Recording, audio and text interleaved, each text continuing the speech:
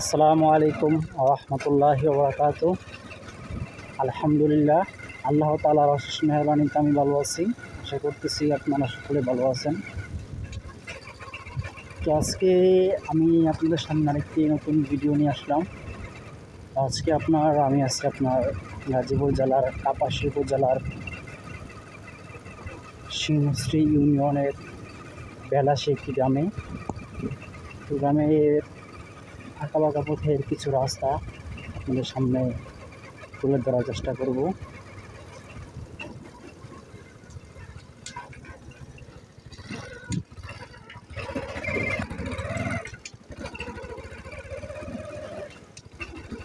বেলাশী গ্রাম থেকে এখন আমি যাচ্ছি আপনার রায়াত মধ্যপাড়া রাস্তায়।